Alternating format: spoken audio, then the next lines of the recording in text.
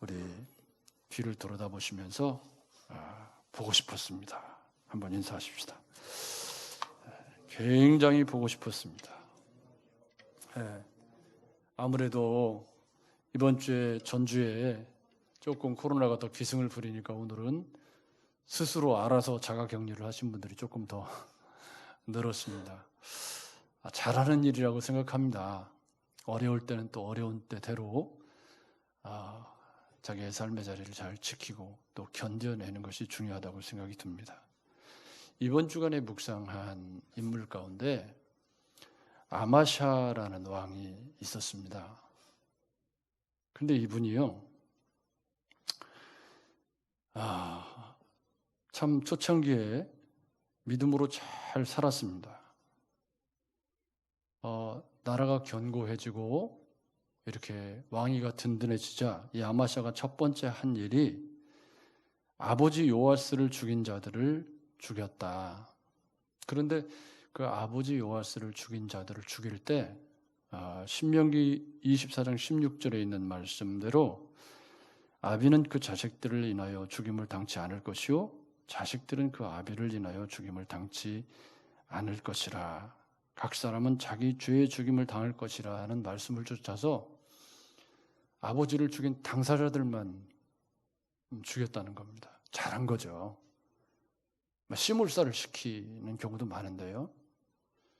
그리고 나서 이제 에돔 족속과 전쟁이 일어나게 됐습니다.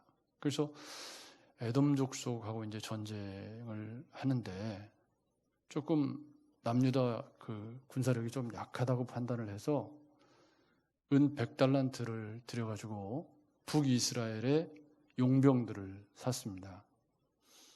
한 달란트가 큰 돈이라는 건 아시죠? 그러니까 이제 은 100달란트라고 하더라도 굉장히 큰 국가 예산을 들여가지고 용병을 산 겁니다. 그런데 그 전쟁을 나가려고 하는데 하나님의 선지자가 아마샤에게 와서 북이스라엘 용병 돌려보내시라고, 하나님께서 이 전쟁을 이기게 하실 거니까. 그러니까 아마샤가 아니 은 100달란트 주고 저 사람들을 샀는데 이 국고에서 이 엄청난 손해를 어떻게 감당하라고요? 그러니까 선지자가 하는 말이 하나님이 더 넘치게 채우실 겁니다. 그랬더니 아마샤가 20만 대군을 돌려보냈습니다. 야, 대단한 일이죠. 여러분 놀랍지 않습니까? 굉장히 대단한 일을 한 겁니다. 그렇게 해서 이제 에돔 족속과 전쟁을 했는데 하나님이 함께 하셔서 전쟁을 이겼어요.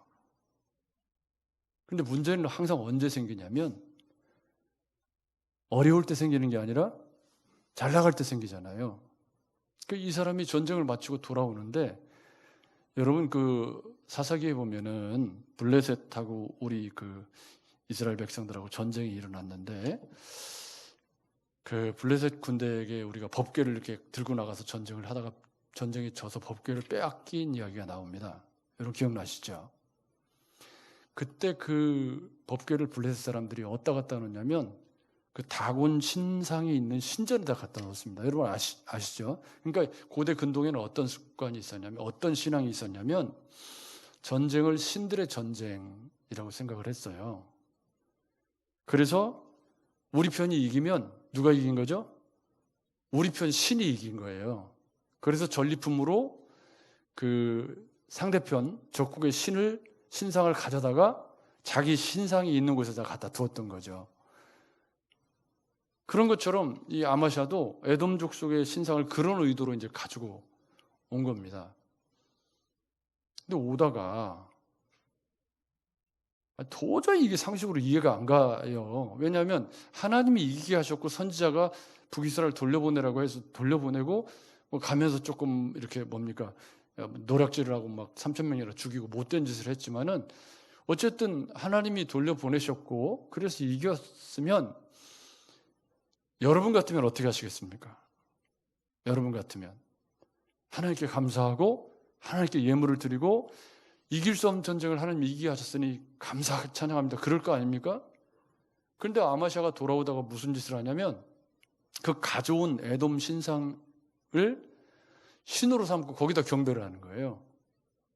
말인즉슨 뒤에 북이스라엘 왕이 평가하는 말인즉슨 교만해져서 하나님께 영광을 돌리기를 싫어하고 하나님의 영광을 가로챈 거예요. 그래서 내가 그 영광을 받고 그리고 하나님을 쏟아버리는, 그래서 저는 이런 아마샤 같은 신앙을 얕은 신앙, 정말 상황 따라 일희일비하고 너무 쉽게 이렇게 변하는 그런 신앙이라고 봅니다. 그러고 나서 이 사람이 간이 부어가지고 북이스라엘 용병들이 이렇게 그냥 돌려보내니까 불만을 토로하면서 나가면서 막 이렇게 노략질을 하고 사람들을 죽였단 말이에요. 그러니까 국가 강요들을 모아가지고 어떻게 하면 좋겠느냐 상의를 했더니 전쟁을 하자고 결론이 났네요. 그래서 북이스라엘에게 전쟁을 걸어요. 그러니까 북이스라엘 왕이 야, 너 가시나무 같은, 네가 레바논 백향목 같은 나를 어떻게 해보겠다고 그러냐, 그렇게 네 교만이 지금 너 찌르고 있다. 그러니까 아마 그때 객관적인 군사력이 북이스라엘이 조금 더 우월했던 모양입니다. 그래가지고 그 전쟁에 나가서 죄송합니다, 깨박살이 나요. 그러고서 포로로 잡혔다가 놓아줘가지고 돌아와서 15년을 더 왕위에 있었는데 아무것도 못하고 그냥 죽은 사람처럼 15년을 보내다가 아마샤의 통치가 끝납니다. 그러니까 그 사건으로 아마샤는 죽은 거예요, 사실은. 저는 이 아마샤의 믿음 생활을 보면서 조금 잘 되면 교만해지고 한번 실패, 북이스라엘 전쟁이 실패할 수도 있잖아요, 여러분, 그렇죠? 근데 그 실패로 아마샤는 영영이 못 일어나고 15년 동안 그냥 식물인간처럼 살다가 왕위를 끝내고 맙니다. 얕은 신앙이 가는 길입니다. 얕은 믿음, 얕은 인격, 이건 다 너무 쉽게 변하고 너무 상황에 따라서 믿음이 변하고 삶이 변하고 태도가 변하고 삶을 대하는 자세가 바뀌는 사람. 그런데 오늘 우리가 함께 생각해 볼 시편 23편은 정확하게 이 아마샤하고 정반대의 삶을 살았던 사람의 이야기입니다. 여러분, 이 마스크 아래가 다 가려져 있기 때문에 그 마스크 위만 보이거든요. 근데 그 마스크 위의 표정이 이렇게 살짝 좀 웃는 표정으로 이렇게 안 그러면 막 인상이 험해 보여요. 저도 지금 이게 저는 일부러 지금 예쁜 마스크를 쓰고 지금 강남하고 있습니다만은, 오늘 시편 23편은 시편 1편과 함께 정말 많이 애송을 하고 찬양으로도 많이 작곡이 되고 우리에게 너무 익숙한 시편입니다. 낙심한 사람들에게 위로를 주고 믿음을 잃고 방황하는 영혼들에게 큰 그런 확신을 불러일으켰던 그런 그 기막힌 시편이 바로 시편 23편입니다. 그런데 여러분, 이 시편 23편을 언제 썼냐면 다윗이 참 우여곡절이 많은 인생을 살지 않았습니까? 그냥 죽을 고비도 많이 넘기고 그냥 정말 아들한테 반역을 당하기도 하고, 그런데 그런 인생의 고비고비를 지난 뒤에 이제 나라가 평안해지고 살만해졌을 때 다윗이 과거를 회상해 보면서 미래를 바라보는 믿음으로 쓴 시편이 바로 시편 23편입니다. 그러니까 시편 23편에는 지나온 세월의 아픔과 어려움들이 다 녹아져 있고, 그리고 그것들을 바탕으로 해서 남은 생애를 하나님이 이렇게 인도하실 것이다 라고 하는 다윗의 믿음이 거기 담겨 있다, 그 말입니다. 다윗은 여러분이 잘 아시는 것처럼 목동이었죠. 왕이 되기 전에 원래 다윗이 직업이 목동이었단 말이죠. 형들보다 더 이렇게 목동으로 이렇게 있어서 사무엘이 기름 부으러 갔을 때 다윗만 양치고 있었거든요. 여러분 아시죠? 원래 다윗이 목자였습니다. 그런데 그렇게 목자였던 다윗이 제목을 뭐라고 달았냐면 여호와는 나의 목자시니. 제목을 이렇게 잡은 거예요. 이게 시편 23편 제목입니다. 여호와는 나의 목자시니 내게 부족함이 없으리로다죠. 그러면 지금까지도 없었고 앞으로도 없을 것이다. 없으리로다죠. 그러니까 이 시편은 지금 과거의 삶을 바탕으로 앞으로의 삶을 전망하는 시편입니다. 그런데 앞으로의 삶을 전망할 때 여호와는 나의 목자이시기 때문에, 그런데 이 목자라는 것에 대해서 요한복음에 우리 주님이 목자가 어떤 존재인지를 분명하게 말씀을 해 주셨습니다. 여러분, 그 요한복음 10장 11절부터 15절에 보면 주님이 나는 선한 목자라, 그러면서 두 가지를 말씀하시는데요. 하나는 뭐냐면 나는 선한 목자라. 선한 목자는 양들을 위하여 목숨을 버리거니와. 이게 무슨 말이냐면 양들을 지키기 위해서 선한 목자는 생명을 걸고 짐승들이 뭡니까? 들짐승들하고 싸운다. 삭구는 목자도 아니요 양도 제 양이 아니라 이리가 오는 것을 보면 양을 버리고 달아나나니 이리가 양을 물어가고 또 해치느니라. 달아나는 것은 그가 삭군인 까닭에 양을 돌보지 아니함이니 그럽니다. 그래서 선한 목자, 목자이신 주님이 목자를 표현할 때 양을 위해서 생명을 걸고 싸우는 그런 존재로 주님 표현을 하셨고요. 또 나는 선한 목자라, 나는 내 양을 알고 양도 나를 아는 것이 아버지께서 나를 아시고 내가 아버지를 아는 것 같으니 나는 양을 위하여 목숨을 버리노라. 목자의 두 번째 특징은 뭐냐면 선한 목자는 양의 상태를 정확히 안다는 거죠. 그죠? 양이 어디가 아픈지, 저 양은 어디가 문제가 있는지, 저 양은 어떤 습관이 있는지 이게 다 알고 있다. 그러니까 우리 주님이 선한 목자라고 할 때 다윗은 주님이 나의 목자다, 여호와는 나의 목자시니 내가 부족함이 없으리로다 라고 했을 때 다윗도 목동이었기 때문에 이걸 알까요? 모를까요? 목자의 특징을 다윗도 정확하게 알고 있는 상황 가운데서 여호와는 나의 목자다. 그분은 나를 위해서 생명을 걸고 싸워주시는 분이고 그분이 나보다 나를 더 잘 아시는 그런 나의 목자시다. 지금까지도 그랬고 앞으로도 그분이 나의 목자가 되셔서 부족함이 없으리로다. 이 부족함이 없다는 말은 모든 것이 다 채워졌다는 뜻인가요? 아니면 다윗의 인생을 이렇게 돌아보면 그런 가운데 하나님이 부족함이 없도록 인도해 오셨다는 뜻인가요? 어느 쪽인가요? 내가 원하는 것을 하나님이 다 채워주셔서 부족함이 없다는 뜻입니까? 아니면 지나온 생을 내가 이렇게 돌아보니까 여러 가지 굴곡도 있고 어려움도 있었지만 그래도 부족함이 없이 여기까지 올 수 있었습니다. 앞으로도 그럴 겁니다. 그런 말이죠.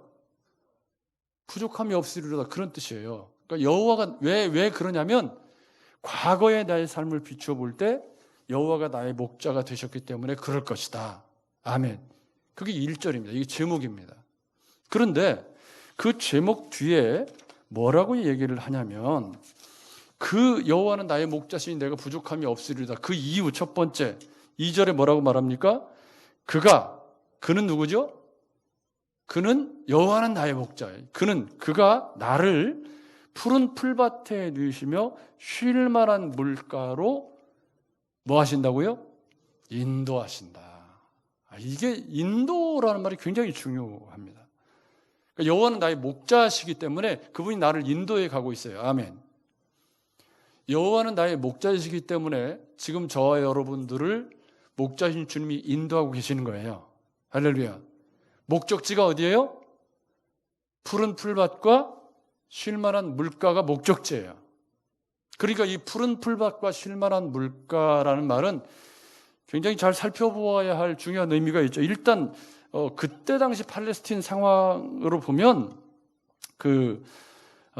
푸른 초장, 푸른 풀밭이라는 것은 뭐 척박한 그런 땅이잖아요. 팔레스틴 제가 이제 아직 이스라엘 못 가봤습니다만은 그 동네 자체가 그렇게 우리나라처럼 이렇게 막 진짜 산이 굽이굽이 이렇게 아름다운 동네가 아니기 때문에, 그래서 이 팔레스틴 지역에서 푸른 초장이라는 것은 양들이 먹을 양식이 싱싱하고 부드러운 풀이 풍성한 곳이고 양들이 두루누워 편히 쉴 수 있는 그런 곳이 푸른 풀밭인데, 요게 지금 목자이신 주님과 연결해서 보면 푸른 초장이라는 말은 성도가 누리는 평안과 풍요와 안식과 쉼을 의미한다는 거죠. 그래서 지금 다윗은 그것을 염두에 안 뒀을지 모르지만 이 시편이 바라보고 있는 것은 주님 안에서 누리는 영원한 안식까지를 바라보고 있는 게 푸른 풀밭과 쉴만한 물가라는 말이에요. 그러니까 지금 목자가 나를 어디로 인도하는지를 정확히 알면 목자를 잘 따르죠. 여러분 맞죠? 그러니까 다윗은 지금 양과 목자로 자신을 비유했지만 사람이기 때문에, 인격이기 때문에 목자이신 주님이 나를 어디로 끌고 가고 있다고요? 푸른 풀밭으로 인도하고 있다. 할렐루야. 그래서 부족함이 없으리로다. 여러분, 이 확신은 우리 신앙생활에 너무 중요합니다. 이것이 사망의 음침한 골짜기하고 연결이 되어서 주님이 나의 목자가 되셔서 지금 나를 어디로 끌고 가시는 거죠? 푸른 풀밭으로, 우리가 쉴 만한 안식이 있는 평안으로 우리를 인도하시는 거죠. 아멘. 여기 인도하신다라고 할 때, 우리가 하나님의 인도 공부할 때 여러 번 말씀드렸잖아요. 하나님이 인도하시는 방법이 세 가지인데, 하나는 제일 흔한 것이 이제 가이던스 오브 갓. 하나님이 가이드가 되어주신다. 여러분, 관광 가이드, 이렇게 여행 같은 데 보면 가이드가 있잖아요. 가이드가 하는 일이 뭐죠? 차 타면 다 길 알아서 다 안내해주고, 거기 도착하면 또 여기는 이런 곳인데 뭐 하고 설명해주고, 그러면서 우리가 여행하는데 불편함이 없도록 이렇게 가이드를 해주는 거예요.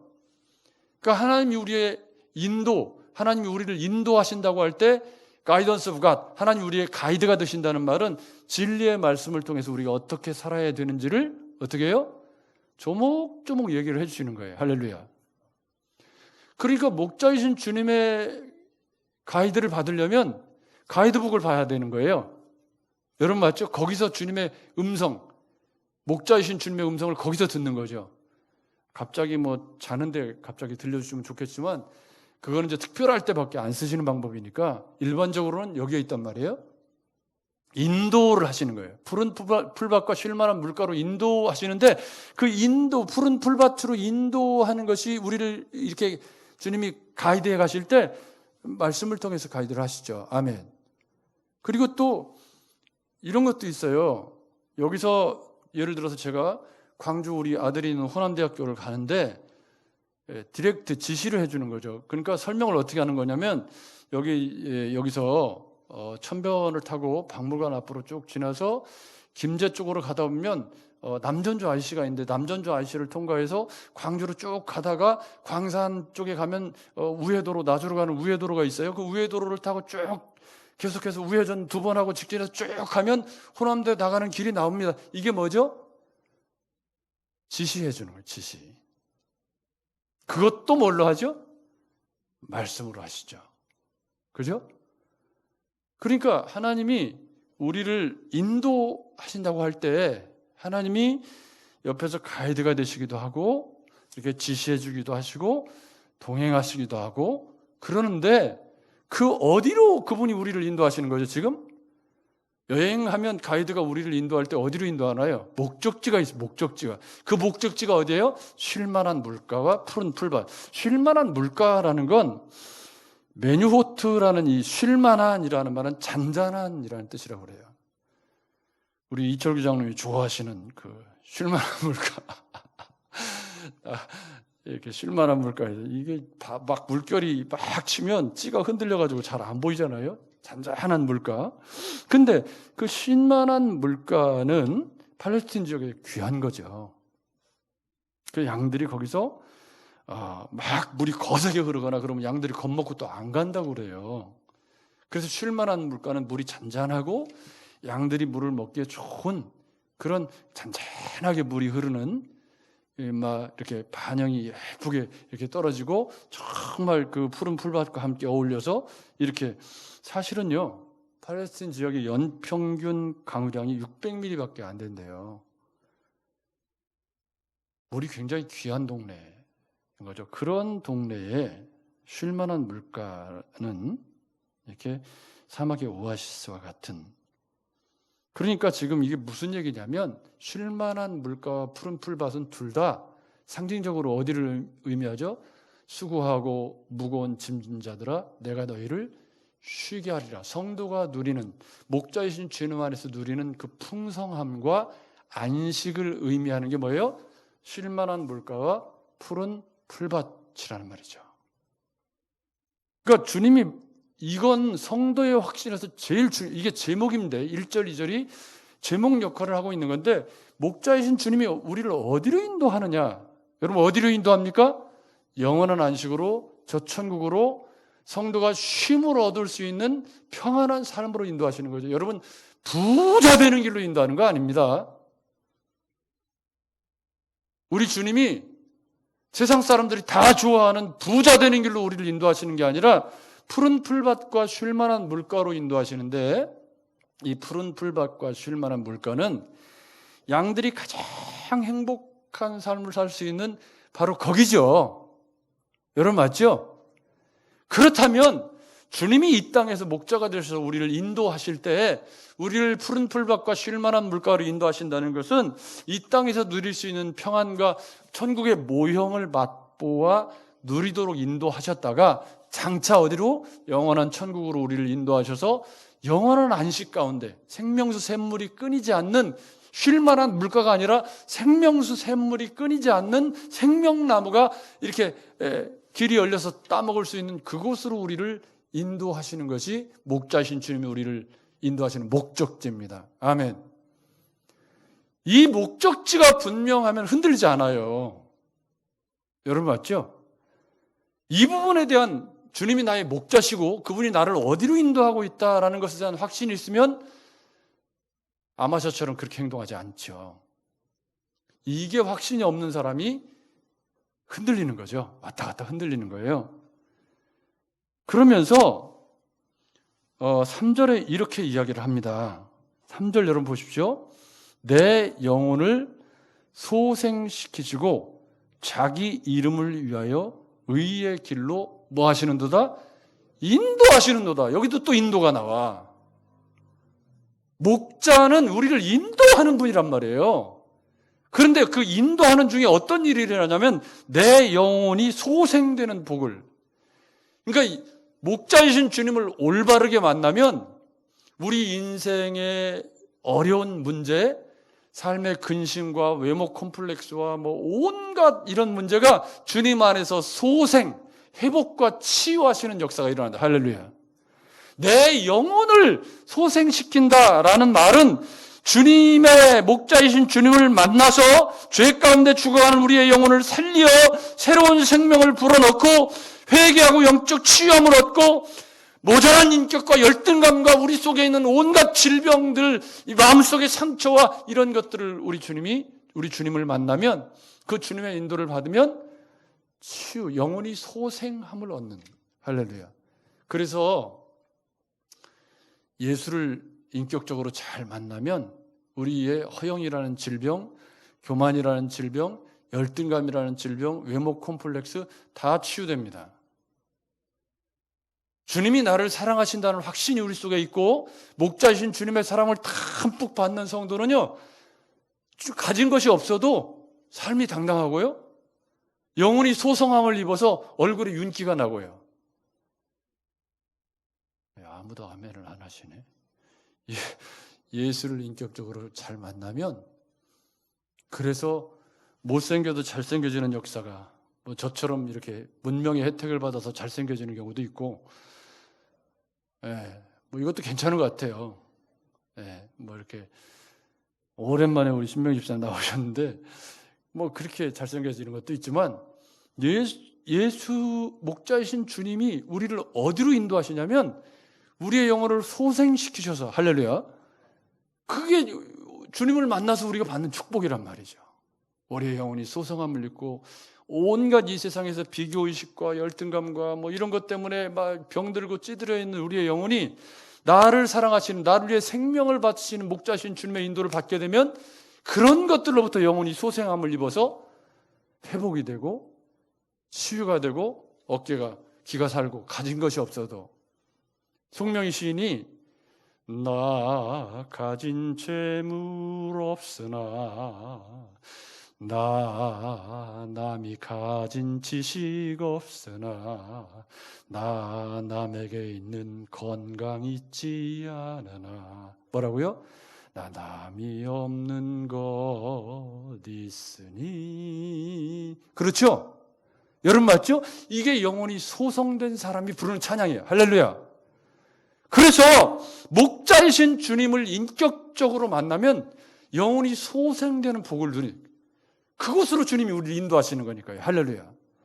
그리고 자기의 이름을 위해서 의의 길로, 이게 왜 중요하냐면 성도의 삶이 이 주님이 원하시는 의로운 삶이 되지 않으면 안 되는 거죠. 그래서 주님이 우리를 인도하시는 길은 뭐예요? 의의 길입니다. 불법과 탈법이 난무하는 길로 우리를 인도하시는 게 아니라 주님의 기준에 합당한 의의 길로, 선한 길로 우리를 인도하시는 줄로 믿습니다. 그래서 의의 길이란 죄악된 생활로부터 돌아서서 하나님의 뜻을 쫓아 사는 것인데, 의의 길이라는 것이 도덕적인 의도 의미할 수 있겠지만 주님의 기준에 합당한 길이 의의 길이란 말이에요. 우리 주님이 인도하시는 길은, 목자이신 주님이 생명 바쳐서 우리를 구원하시고 우리를 인도하시는 길은 이렇게 푸른 풀밭과 쉴만한 물가와 의의 길로 인도하셔서 우리의 영혼이 이 코로나로 기죽어 있는 이 시대 속에 목자신 주님의 인도를 받는 사람들은 영혼이 소성함을 입어서 기죽지 않고 사는 거죠. 여러분, 전주에 또 막 이렇게 새 땡땡 교회 이렇게 해가지고 또 시끌시끌하고 교회가 자꾸 이렇게 연결고리처럼 이렇게 되는 그런 시대 속에 예배 나오는 것이 굉장히 부담스러운 이번 주간에 막 폭발적으로 많이 늘었으니까요. 그런데 여러분, 언제 어디서 얻어 걸릴지 모르는 세상 아니에요. 그죠? 우리는 방역수칙을 잘 지킵니다. 맞죠? 제가 보니까 턱스크 하신 분 하나도 없고 거리 잘 뛰고 있고 가족이니까 거기 붙어 있어도 봐줄게요. 방역수칙을 잘 지키고 나가실 때 악수도 하지 마시고. 왜? 우리가 계속적으로 교회 모임을 해야 되니까. 여러분 맞죠? 그런데 막 우리의 영혼이 이렇게 피폐해지고 막 이렇게 깔아앉아 있는데 목자신 주님이 우리의 영혼을 소생시켜 주시기를 주의 이름으로 축복합니다. 여러분 좀 힘을 내십시오. 왜 힘을 내야 되냐면 새 4절에 보니까 내가 사망의 음침한 골짜기로 다닐지라도 해를 두려워하지 않을 것은. 그러니까 목자이신 주님이 우리를 푸른 초장과 쉴만한 물가로 인도하시지만 그 길에는 뭣도 있어요? 사망의 음침한 골짜기도 있더라는 말이죠. 아멘. 목자이신 주님이 우리를 인도하실 때 항상 평탄하고 좋은 길이 아니에요. 좁은 문 좁은 길이라고 이번 주 수요일 날 말씀을 나눴는데, 그 좁은 문 좁은 길이라는 건 이 팔레스틴 지역의 이 사망의 음침한 골짜기는 이 계곡지대가 굉장히 험하고 목자 없이 양떼가 방치되면 언제 떨어져서 죽을지 알 수 없는 그런 지형을 가지고 있다고 그래요. 목자였던 다윗이 자기가 양을 칠 때 그 양들이 다 이 목자가 없을 때 위험에 처할 수 있는 그런 그 지형을 사망의 음침한 골짜기라고 이야기를, 발을 잘못 디디면 천길낭떠러지로 떨어지는. 그런데 그 사망의 음침한 골짜기, 음침하다라는 건 가장 강한 의미를, 히브리어 가운데 가장 강한 의미를 가진 어두움, 죽음을 상징하는 이 음침한 골짜기. 그런데 인생을 살다 보면 정말 죽을 것 같은 그런 시절을 살 때가 있어요. 마음이 힘들어서 죽을 것 같을 때도 있고 몸이 아파서 죽을 것 같을 때도 있죠. 근데 몸이 아파서 죽을 것 같으면 마음도 죽을 것 같고, 몸은 안 아픈데 마음이 힘들면 마음이 힘들어도 죽을 것 같아요. 그럼 몸도 같이 죽어요.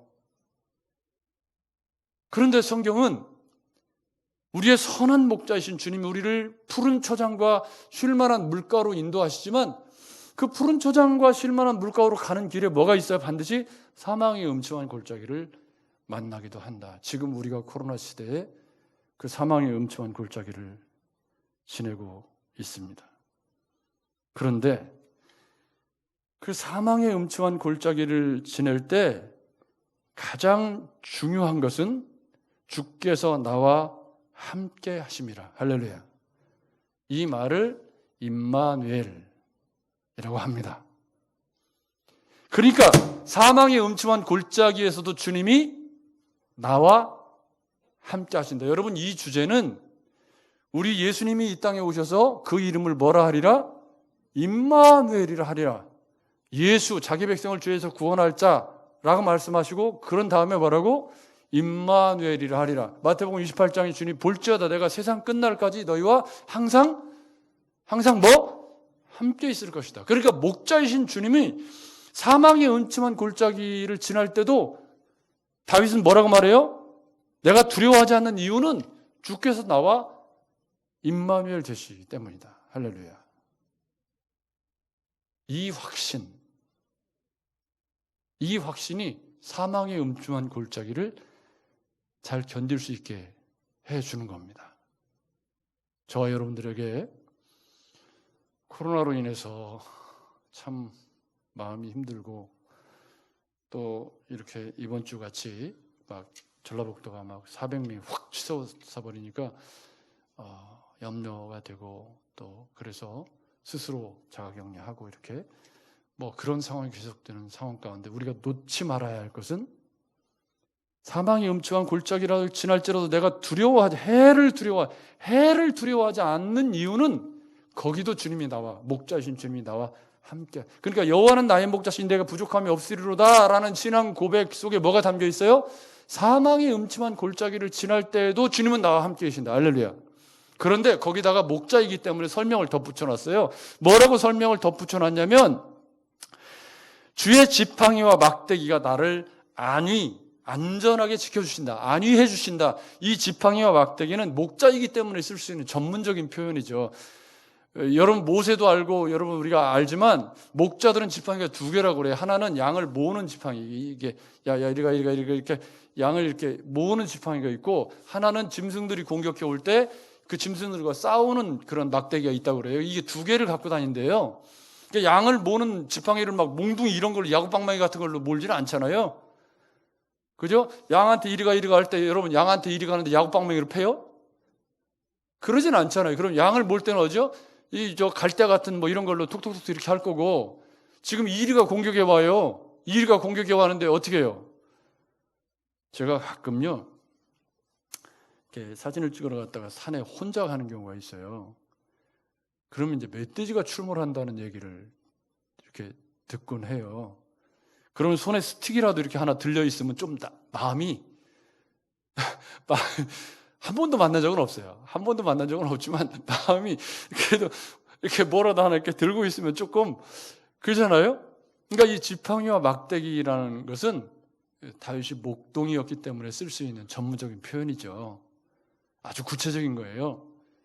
그러니까 그 주님의 구체적인 보호하심이 임마누엘 되셔서 내 삶의 구석구석 아주 깊은 곳까지라도 목자이신 주님이 나와 함께 하셔서 나를 이렇게 구체적으로 지팡이와 막대기로 보호해 주신다는 그림 언어를 지금 다윗은 사용하고 있는 것입니다. 여러분, 그런 주님이 우리의 목자이십니다.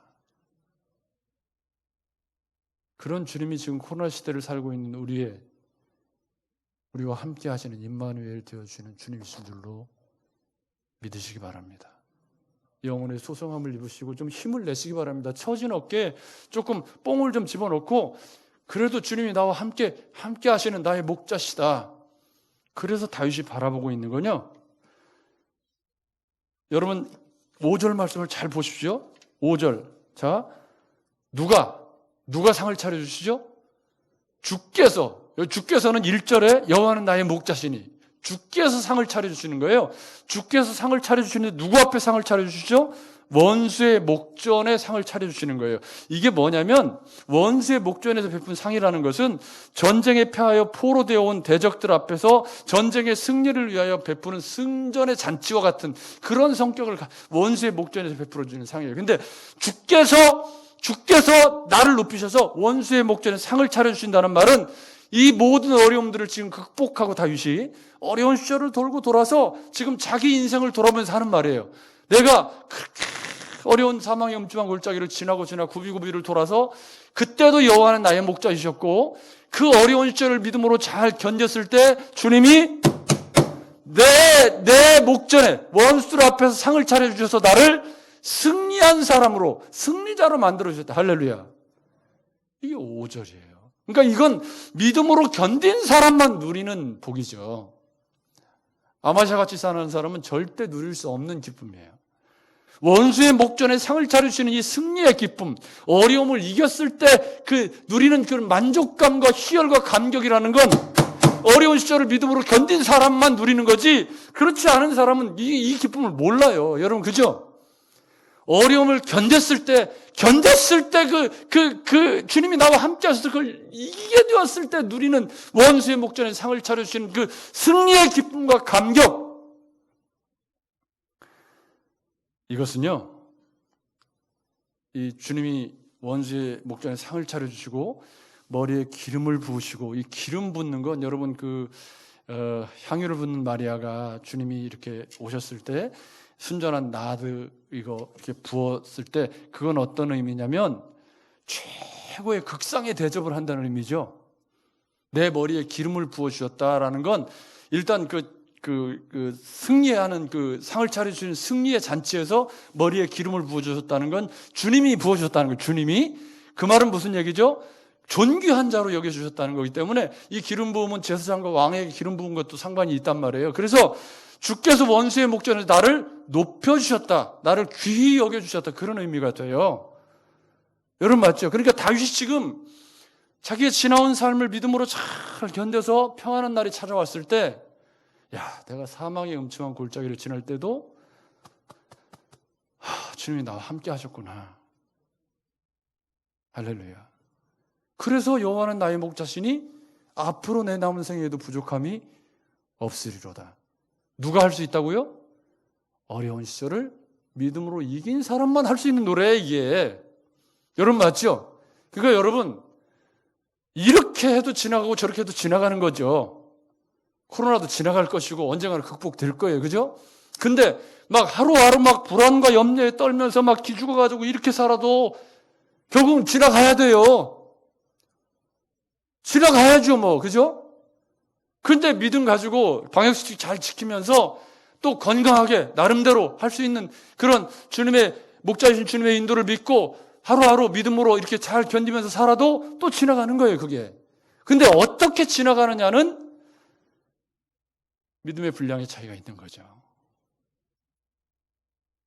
여러분, 사망의 음침한 골짜기를 지날지라도 해를 두려워하지 마시기 바랍니다. 왜요? 주님이 우리의 목자이시기 때문에, 우리를 인도하시기 때문입니다. 물론 우리가 부주의해서 이 어려운 상황에, 좋지 않은 상황에 부주의해서 감염병에 걸리는 건 그건 주님 탓할 일이 아니죠.